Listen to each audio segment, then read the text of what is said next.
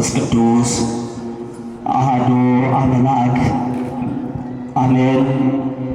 ክቡር አባታችን መልአከ አርያም አባ ኃይለ ማርያም በፈቃዱ የዚህ ታላቅ ካቴድራል ዋና አስተዳዳሪ፣ የዚህ ታላቅ ሕዝብ የበላይ ጠባቂ፣ ክቡራን በሰማያውያን መላእክት ሥርዓት የምድራዊቷን ኢየሩሳሌም ቅድስት ቤተ ክርስቲያንን የምታገለግሉ አባቶቼ ካህናት፣ ወንድሞቼም ዲያቆናት፣ እግዚአብሔር አምላካችን በሚያስደንቅ ፍቅሩ በቤቱ የሰበሰባችሁ የእግዚአብሔር ልጆች፣ የእናታችን የእመቤታችን የቅድስት ድንግል ማርያም የመስቀል ሥር አደራ ሁላችሁም በእግዚአብሔር ስም እንደምን አደራችሁ? እንደምን ከረማችሁ? አሜን። አባታችን አምላካችን እግዚአብሔር ሳይገባን እንደሚገባን አድርጎ ዛሬም በአባትነት ፍቅሩ ትላንትና በኃጢአትና በበደል ያሳለፍነውን ዘመን ሳይቆጥር በቸርነቱ ይችን ሰዓትና ይችን ዕለት ከዕድሜያችን ላይ ጨምሮ ለንስሐ የሰጠን የአባቶቻችን አምላክ የእኛም አምላክ አምላካችን እግዚአብሔር ተነግሮ ስለማያልቀው ስጦታ ሁሉ ክብርና ምስጋና ለስሙ ይሁን። እንደ አምላካችን እንደ እግዚአብሔር መልካምና ቅዱስ ፈቃድ በሚኖረን ጊዜ እግዚአብሔር አምላካችን እኔ ቆሜ እናንተ ተቀምጣችሁ ያስተምረናል። የትምህርታችን ርዕስ የሚሆነው በመቅደስ አገኙት በሚል ኃይለ ቃል እንማማራለን። ይህንን ቃል የምናገኘው የሉቃስ ወንጌል ምዕራፍ 2 ቁጥር 46 ጀምሮ እስከ መጨረሻው ዛሬ በቅዳሴው መካከል ከተነበበው የወንጌል ክፍል ላይ የሚገኝ ነው። ይህ ቃል የሚገኘው ግን የሉቃስ ወንጌል ምዕራፍ 2 ቁጥር 46 ላይ ነው። ምናልባት ቤተ ክርስቲያን ስንቱ እመቤት ለሁላችን በየጊዜው የሚያስፈልገውን ቃሉን ልታስተምረን በቅዱሳት መጻሕፍት ዘግባ ሁላችንም እግዚአብሔር መንፈስ ቅዱስ በገለጠልን ልክ እየተማርን እስከዚህ ሰዓት ደርሰናል። ዛሬም በቤተ ክርስቲያን አስተምህሮ ብዙውን ጊዜ በቅዳሴው መካከል የምናስቀድስ ጥቂቶች ስለሆንን በቅዳሴው መካከል የሚነበቡ መልእክታትን ወንጌሉን ምስባኩን ጨምሮ ላንሰማ እንችላለን።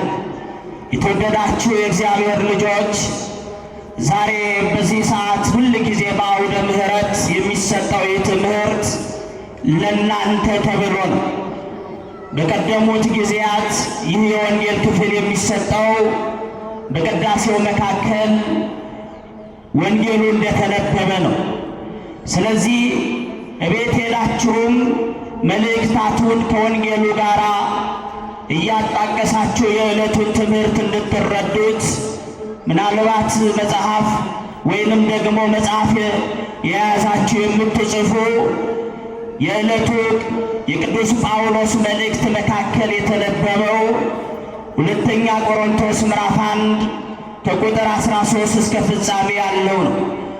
አንደኛ ዮሐንስ ምዕራፍ 2 ቁጥር 22 እስከ ፍጻሜ ያለው ተነቧል። የሐዋርያት ሥራ ምዕራፍ 13 ከቁጥር 20 እስከ 28 ያለው ክፍል ተነቧል።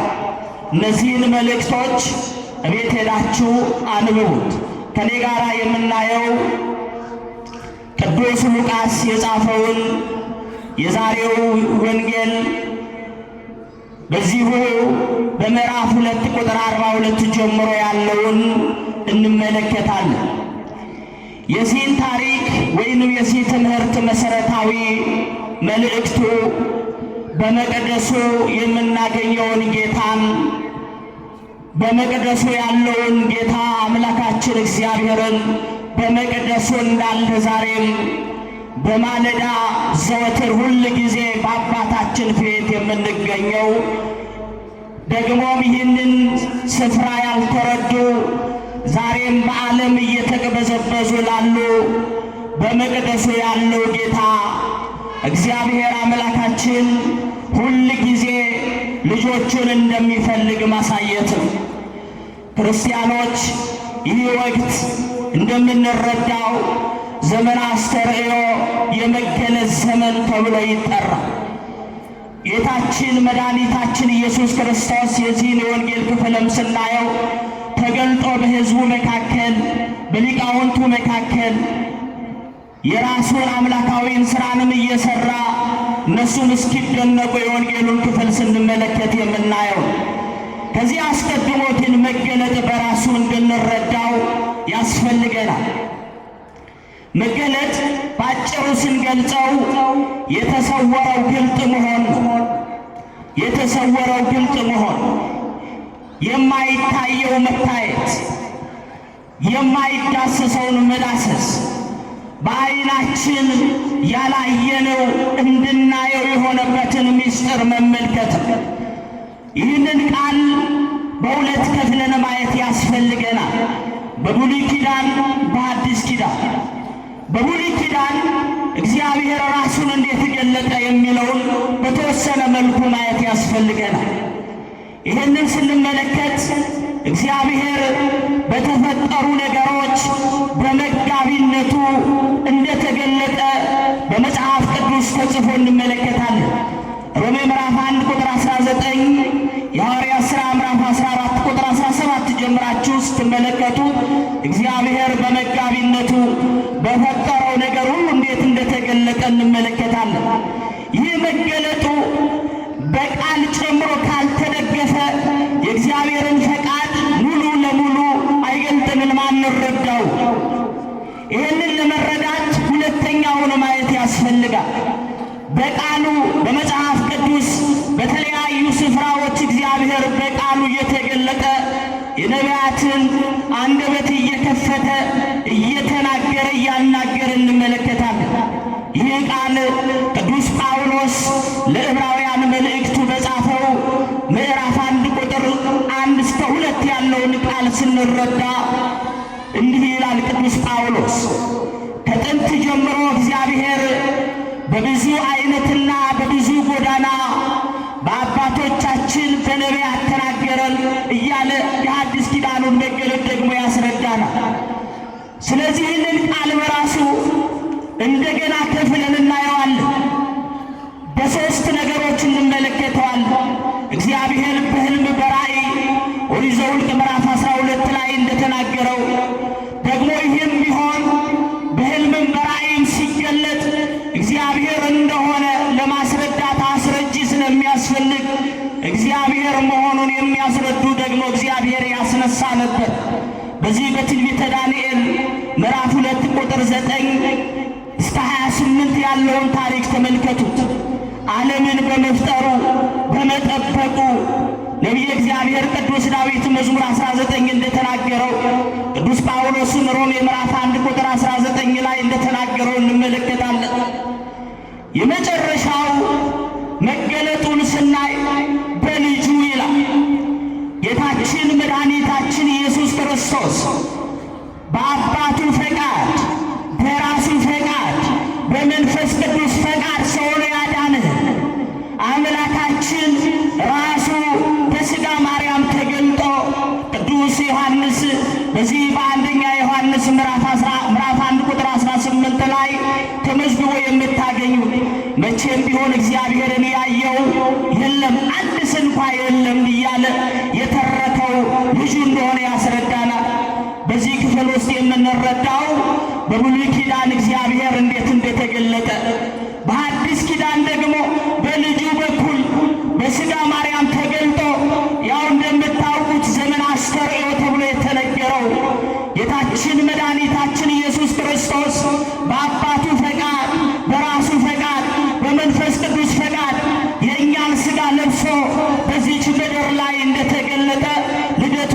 እንዳከበርንላችሁ የምታውቁት ነው። በዘመን አስተምህሮ ከዚህ ከታኅሳስ 29 እስከ 11 ያለው ስለመወለዱ ሰው ስለመሆኑ ይነገራል። ከ11 ጀምሮ ሲያጥር እስከ 30 ሲረዝም እስከ መጋቢት 3 ድረስ ደግሞ መወለዱን ጨምሮ ሰው መሆኑን ጨምሮ ስለ ጥምቀቱ በአጠቃላይ ስለ መገለጡ ይነገራል። በዚህ ክፍል ውስጥ ነው ዛሬ የተነበበውን የወንጌል ክፍል የምንረዳው። በዚህ በሉቃስ ወንጌል ምዕራፍ 2 ቁጥር 42 ላይ ያለውን ታሪክ ስትመለከቱ በአራት ክፍላችሁ ሐሳቡን ተረዱት። የመጀመሪያው ጌታችን መድኃኒታችን ኢየሱስ ክርስቶስ የ12 ዓመት ብላቴና ሆኖ ከእናታችን ከቅድስት ድንግል ማርያም ከዮሴፍ ጋር የፋሲካን በዓል ለማክበር ወደ ኢየሩሳሌም መሄዳቸው።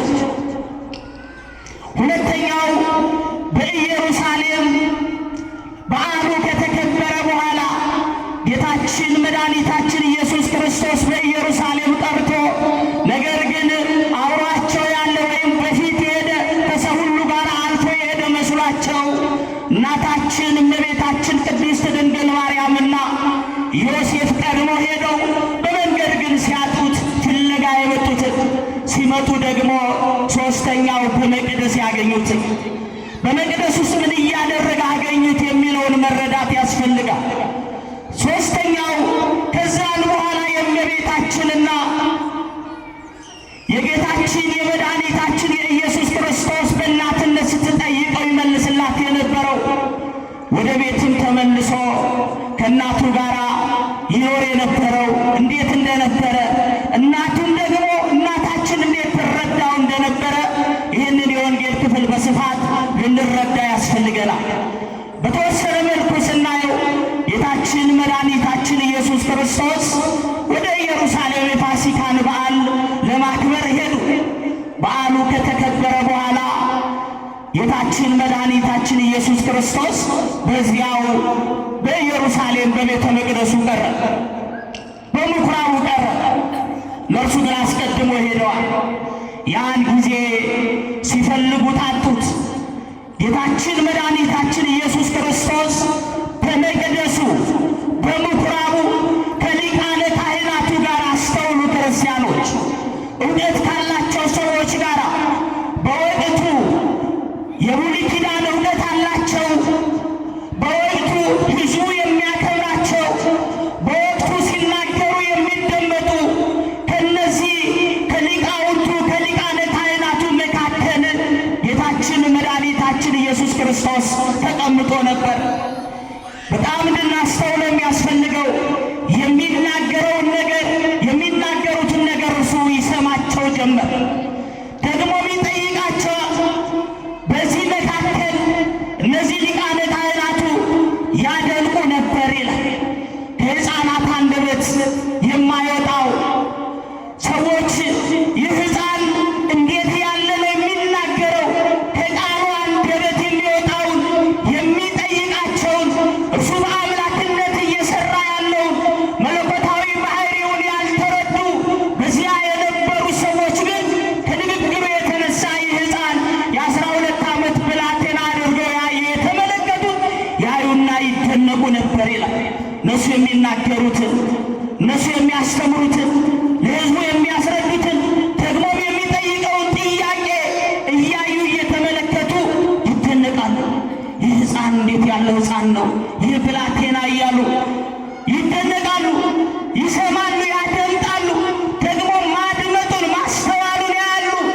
ያን ጊዜ እናታችን እመቤታችን ቅድስት ድንግል ማርያም ከ3 ቀን ፍለጋ በኋላ ሕፃኑን በቤተ መቅደስ አገኙት። የእግዚአብሔር ልጆች ሕፃኑን በቤተ መቅደስ ሲያገኙት በጣም የሚገርመው እናታችን እመቤታችን ቅድስት ድንግል ማርያም ጥያቄ ጠየቀችው። እኔና አባትህ ስንፈልግህ፣ አሁን የትምህርታችን ርዕስን ተመልከቱ። እነርሱ ጌታችንን ያገኙት በቤተ መቅደሱ ነው። ይፈልጉ ነበር በውጪ ይፈልጉት የነበረውን ጌታችን መድኃኒታችን ኢየሱስ ክርስቶስን በመቅደስ አገኙት።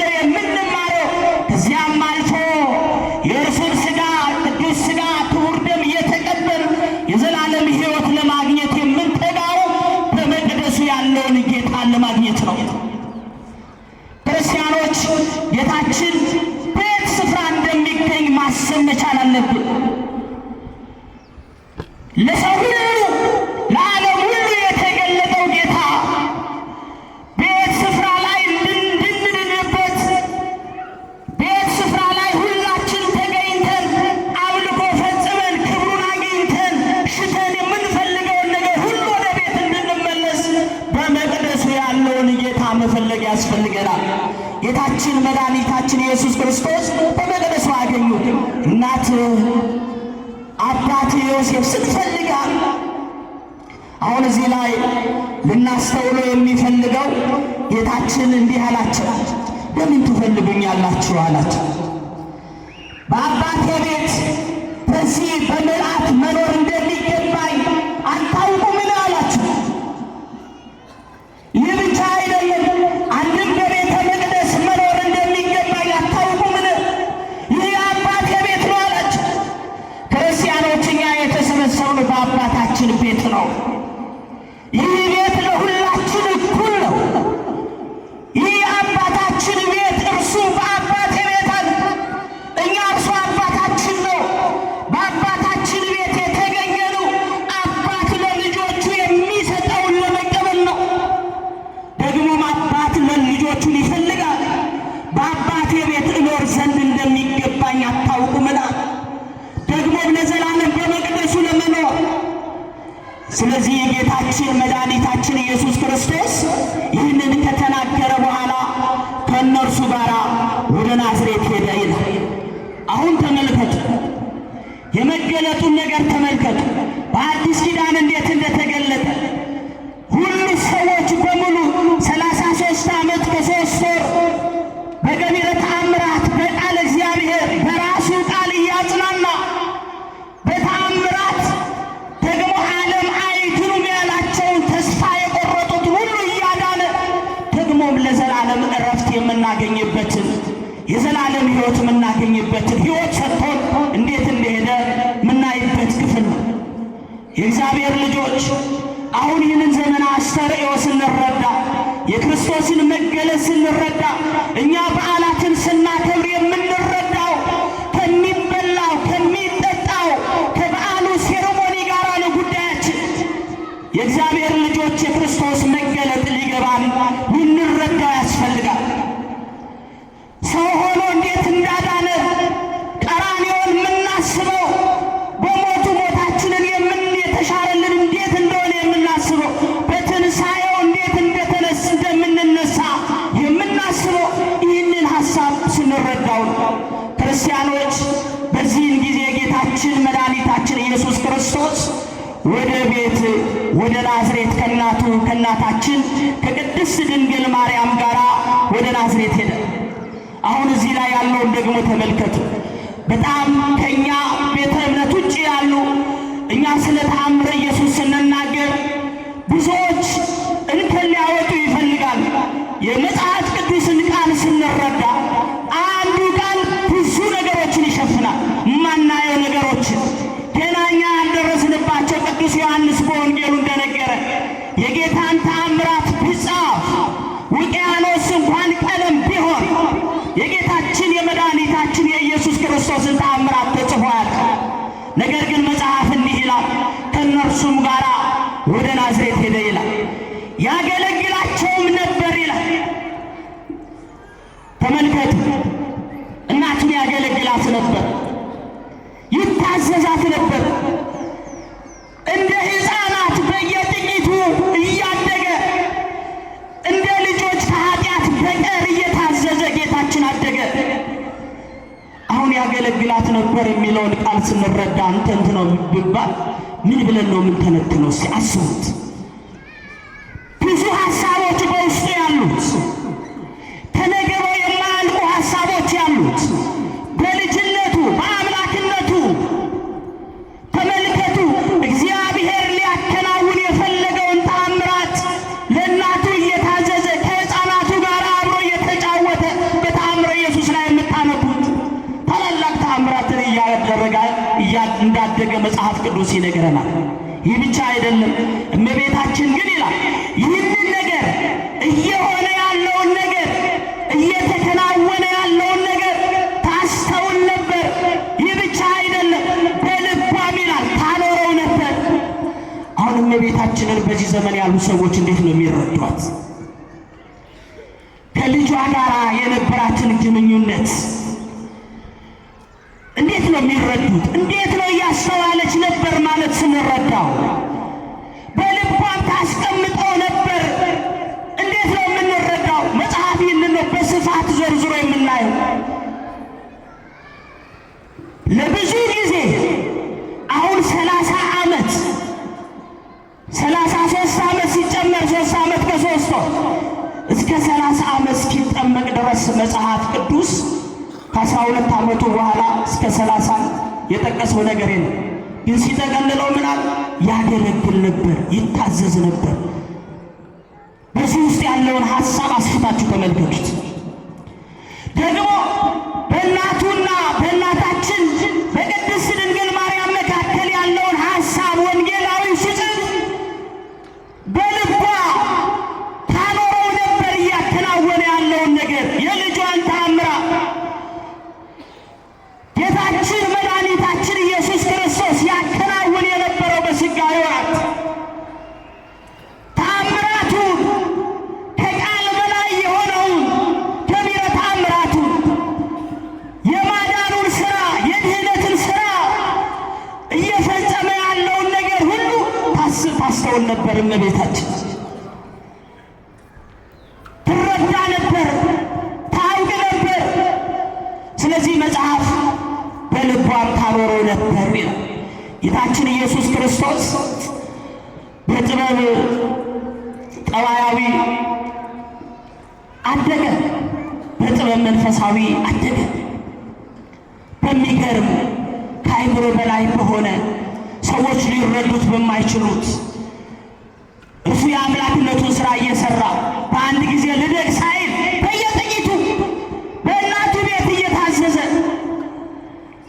እየተላላከ እሷም ተአምራቱን እያየች እየተመለከተች በልቧ ማስቀምጣ እየተረዳች ይህንን ሁሉ ተአምራት እያከናወነ እያየች እየተመለከተች ከእመቤታችን ጋር እንደ ሕፃናት አደገ። በየጥቂቱ አደገ። ከዛ ነው በ30 ዓመት ተጠመቀ የሚል ቅዱስ ሉቃስ ይሄንን ሲጽፍ ይሄንን ዘመን አስተርእዮ ስንጠቀልለው ጌታችን መድኃኒታችን ኢየሱስ ክርስቶስ በምኵራብ ተገልጦ ማስተማሩ፣ ተአምራት ማከናወኑ፣ ሊቃነ ካህናቱን እንደጠየቃቸው እንዳስተማራቸው፣ ደግሞም በተአምራት ደግሞም እያከናወነ ያለው ነገር ሰዎች ሁሉ እንዲረዱ ይህንን እያደረገ በየጥቂቱ አደገ። እግዚአብሔር ልጆች ቅዱስ ጳውሎስ በብዙ ምዕራፎች ላይ ስለ ክርስቶስ መገለጥ ተናግሯል። እኔ ግን አንድ ቃል ልንገራችሁና ላጠቃል።